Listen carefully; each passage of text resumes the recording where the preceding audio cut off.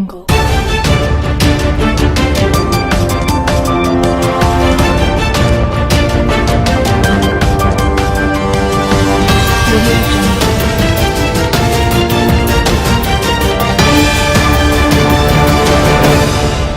वालेकुम सामीन, मैं हूं आपका मेज़बान बाग़ी फरहान असलम।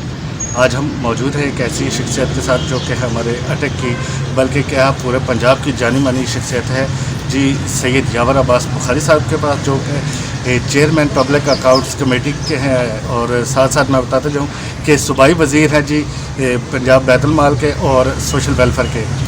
तो आज हम इनसे जानने आए हैं कि इनके ऊपर दो जिम्मेदारियां हैं, एक सोशल वेलफेयर की बैतुल माल की और साथ साथ चेयरमैन पब्लिक अकाउंट्स कमेटी हैं। तो इस मसरूफियात में उनका एक साथ साथ कोरोना का जो मूज़ी मर्ज़ है उसकी वबा भी है, उसको भी फेस किया और साथ साथ जो रमज़ान मुबारक के दिन गुजरे हैं और इन्होंने अपनी सारी एक्टिविटीज़ भी जारी व सारी रखी है। तो उस हवाले से जानेंगे कि कैसे इन्होंने इन दो चीज़ों को, इन सब चीज़ों को कैसे मैनेज किया। जी सर। बिस्मिल्लाहिर्रहमानिर्रहीम, अल्लाहुम्मा सल्ली अला मुहम्मद व आले मुहम्मद वअज्जिल फरजहुम। सबसे पहले तो सारे देखने वालों को, सुनने वालों को मेरी तरफ से बहुत बहुत ईद मुबारक। और मेरी आपको गुजारिश होगी कि इस ईद में अपने फ़लस्तीनी भाइयों को और अपने कश्मीरी भाइयों को बिल्कुल नहीं भूलना है। हर उस इंसान को नहीं भूलना है जिसके इस दुनिया में जुल्म हुआ है, क्योंकि हम मुसलमान, हमारे मसीह भाई, हमारे यहाँ पे हिंदू भाई, हम लोगों की सोच ये है पाकिस्तानियों की कि हम लोग हर जालिम के ख़िलाफ़ हैं।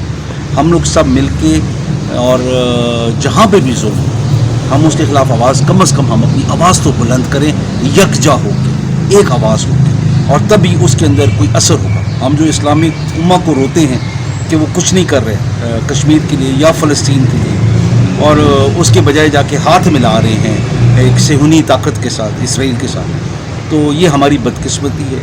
ये ईद अल्लाह पाक अपने पाक हबीब के सदक़े इस ईद को ऐसा ईद करे जहाँ पे फ़लस्तीनियों को और कश्मीरियों को अपनी आज़ादी मिले, और उसकी तरफ हम लोगों का कोई ना कोई हमारी मदद ज़रूर हो, वरना हम लोग कैसे कहेंगे कि हम लोग मुश्किल के वक्त अपने भाइयों के साथ खड़े नहीं हुए। जहाँ तक बात है कोरोना की, तो ये एक ऐसी मूज़ी मर्ज़ है जिसके बारे में दुनिया अभी तक तहकीक कर रही है। वैक्सीनेशन तो बन गई है, वो उसका भी असर है, लेकिन एहतियात से बेहतर कोई चीज़ है। ये मास्क आप देखें जिस तरीके से मैंने पहना हुआ है, ये नाक के ऊपर पूरा डाल के इसको ऊपर से बंद करें, कोशिश करें 2 मास्क पहनें, क्योंकि अभी कराची के अंदर हालिया में ये पिछले 2 दिन में कोविड के साथ साथ ब्लैक फंगस आ गया। और ये ब्लैक फंगस ऐसी चीज़ है कि जो आपके गोश्त को खाना शुरू कर देता है, आपके मसल्स को। वो इंडिया में जिन बंदों को हो रहा है उनमें से एक बंदे का ये दायां तरफ चेहरे का खा गए, अंदर से तालू खा गया और उसकी एक आंख खा गए, उसकी नज़र ख़त्म हो गई हमेशा की। तो ये वो चीज़ें जिससे हमने एहतियात करनी है। मास्क पहनने में हमें सांस में तंगी होगी, हम घर बैठने में हम अपने यारों दोस्तों को नहीं मिलेंगे, लेकिन इससे फ़ायदा ये होगा कि हम ये बीमारियाँ अपने घर भी नहीं लाएंगे। अगर खुदा न खास्ता हमें, तो हम किसी यार दोस्त को भी नहीं देंगे, फिर वो अपने प्यारों के पास नहीं लेके जाएंगे। एहतियात के अलावा इसके अंदर कुछ भी नहीं है। वैक्सीनेशन जब वक्त है ज़रूर करवाएं, क्योंकि वैक्सीनेशन का मकसद ये नहीं कि 100% कोरोना नहीं होगा।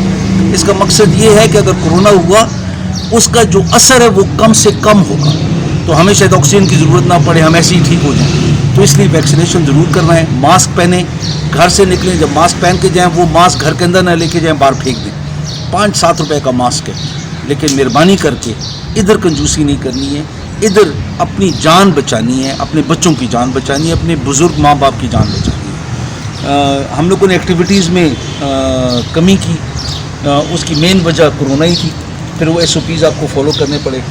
फिर क्योंकि पिंडी मेरे पास है, तो पिंडी का चक्कर लगाना, उनके बाज़ारों को देखना, वहाँ पे देखना कि लॉकडाउन के ऊपर कितना अमल हो रहा है, पुलिस की क्या कारकर्दगी है, ज़िली इंतज़ामिया की क्या कारकर्दगी है।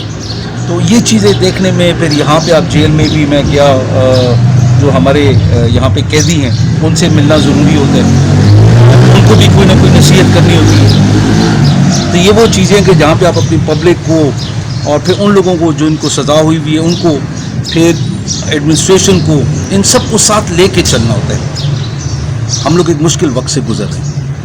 اور مشکل جو وہ بادل تھے کالے وہ جھڑنا شروع ہو گئے. ہماری ایکسپورٹ بڑھ گئی ہے, ہماری باہر سے جو اوورسیز پاکستانی پیسہ زیادہ بھیج رہے ہیں. خدا کی فضل و کرم سے وہ مایوسی کے بادل جھڑ گئے. ابھی آگے انشاءاللہ تعالی روشنی ہے. اس کے اندر ہم لوگوں نے سب نے مل کے کام کرنا ہے. جو ہمارے لوگ ذخیرہ اندوزی کرتے ہیں ان کو یہ احساس ضرور ہونا چاہیے کہ وہ احکام رسول پاک صلی اللہ علیہ وآلہ وسلم کی مخالفت کر رہے ہیں. ان کو جنت نہیں ملنی, ان کے ساتھ بہت برا سلوک ہونا ہے جو غریب کو چیزیں مہنگی کر کے دیتے ہیں. تو یہ چیزیں وہ ہیں کہ جہاں پہ ہم لوگوں نے اپنے سے وہ لوگ کہ جن کے پاس اللہ پاک نے کم نوازا ہے, ہم نے ان کو ساتھ لے کے چلنا ہے. ہم لوگ جب تک ایک دوسرے کا دکھ درد نہیں سمجھیں گے تو ہم لوگ بحیثیت قوم آگے جا ہی نہیں سکتے. ہم اگر خود یہاں پہ ذخیرہ اندوزی کرتے ہیں, ایک دوسرے کا خیال نہیں کرتے, تو ہم کشمیر کے لیے کیا کریں گے, ہم فلسطین کے لیے کیا کریں گے, ہم ہر اس بندے کے لیے کیا آواز بلند کریں گے یا کیا ایکشن لیں گے کہ جن کے خلاف ظلم ہو. تو میری آپ سب سے گزارش ہے, خدا کا واسطہ اپنے آپ کو صحیح کریں. اپنے پڑوسی کو دیکھیں, اگر بھوکا ہے تو آپ کے پاس اگر ہے تو اس کو ایک وقت کا کھانا دیں. اللہ پاک کے ساتھ سودا کریں, اللہ پاک پہ بھروسہ کریں, اس پہ یقین کریں. آپ کے رزق میں کبھی کمی نہیں آئے گی. کسی کو دینے سے آپ کے رزق میں اضافہ ہوگا انشاءاللہ تعالیٰ. اور اس کے اوپر پوری زندگی عمل کی, اور اللہ پاک نے ہمیشہ کبھی وہ کہتے ہیں نا کہ محتاج کسی کا نہیں رکھا.